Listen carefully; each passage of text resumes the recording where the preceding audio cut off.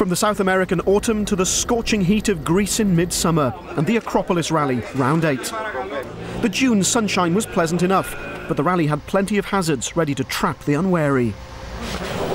Colin McRae was one of the first victims of those Greek roads. Into 4 left, plus over crest, into bump.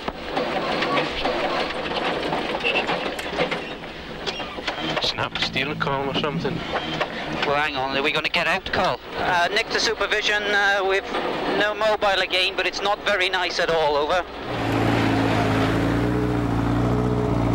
Just hit a bump on the inside of a corner, and just the force of the bump bent the steering column. McRae, going out on stage 2, handed the rally lead to Sainz, but the lead would be short-lived.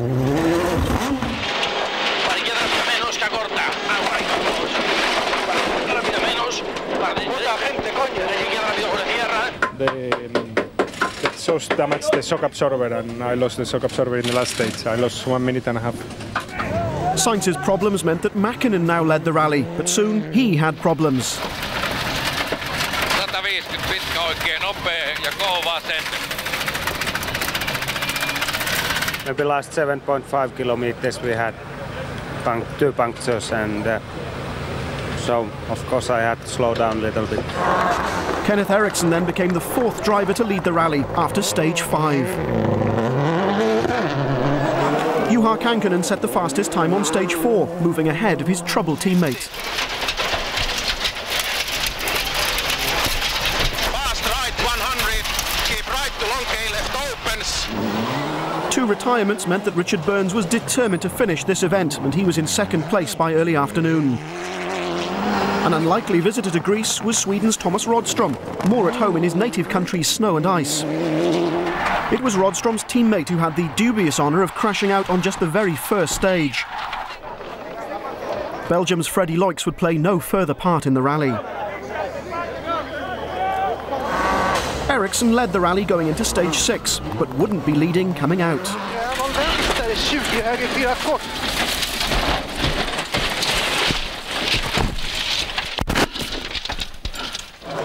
Kenneth and Staffan Parmander nursed their battered Subaru through the stage until they could reach service.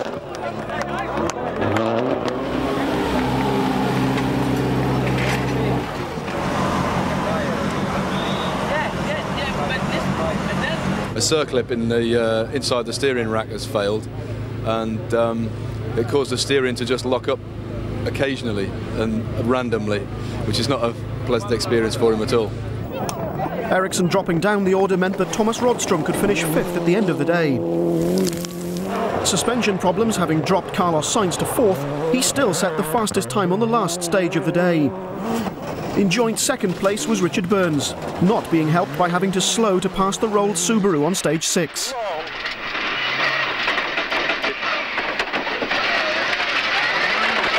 Long 60. It was Tommy Mäkinen who shared 2nd place with his young teammate. But with 2 Finns in the top 3 places, a delighted Juha Kankkunen led. For me it's very good because a long time, you know, okay, I did Argentina and now leading the rally, so happy about no problem today and good. Day 2 and 7 more stages. For Juha Kankkunen and Juha Repo, their only problem would be a bent steering arm. Not so fortunate, however, was Kenneth Eriksson, who was forced to retire with a car too badly damaged after that previous day's roll. Tommy Mäkinen was another driver who had problems.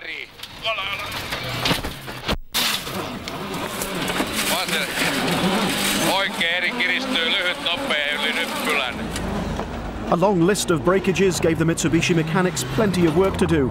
Unlike Eriksson, however, Mäkinen would continue.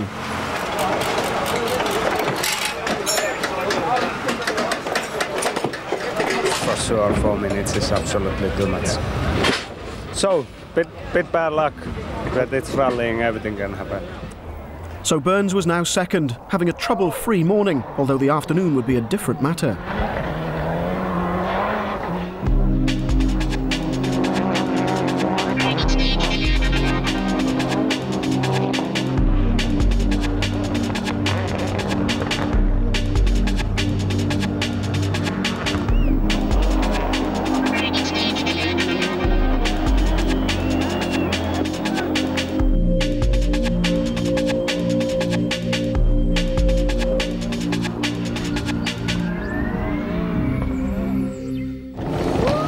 Thomas Rodstrom survived a scare with brake failure to end the day in 5th place.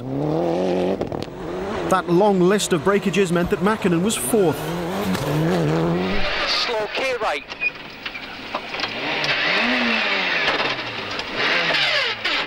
Burns' problems all occurred in the afternoon. A spin and then gear selection problems the least of his worries.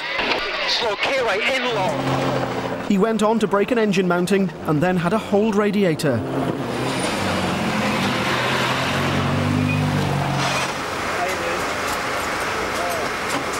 Richard's been quite lucky. The part that broke, we've never changed it on a rally before, and I think to have changed it in the time they did was pretty good.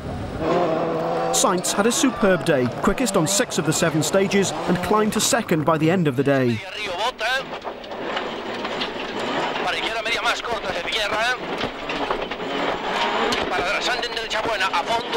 Only his teammate now stood between Carlos and victory. A Ford 1-2 had been unthinkable before the rally, now it was just 6 stages away. It's going okay, we have no problems at all with the car. Car is working very good and we are just trying to catch up the time we lost yesterday. Tomorrow is still quite a long day, but at the moment looks good. Day 3, another early start and another dramatic conclusion to a rally. Mäkinen began the day 37 seconds ahead of Sainz, but began to back off. 40. Bad right sumppuun. Sainz knew that team orders would be brought into play. Victory was now a formality. Richard Burns' luck had run out. He began leg 3 in the same way he ended leg 2.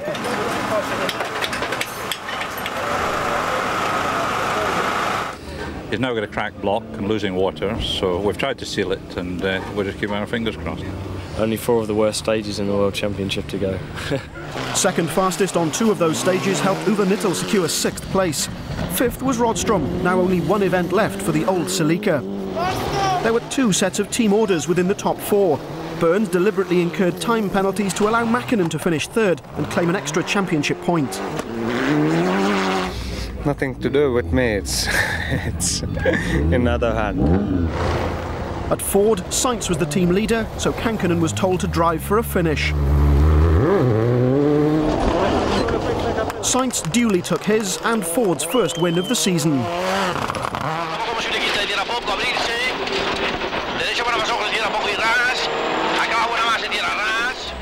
Ford's team management were obviously delighted at the result. It's a victory for the team, and I'm very happy for Malcolm and all the mechanics. I think everybody has been working very hard. When people know what effort has gone into to getting this team this far, it's just a tremendous amount of satisfaction, and I say, yeah, a lot of emotion there. Sainz, Moyer and Wilson tasting the champagne for the first time. The leaderboard, 2 Fords from 2 Mitsubishis, all 4 affected by team orders. Rodstrom and Nittel rounded off the top 6. In the Drivers' Championship, Tommy Mäkinen's lead is now 10 points from Colin McRae, but Sainz is now only 4 points behind the Scotsman. No points for Subaru, but they still led the Manufacturers' Championship.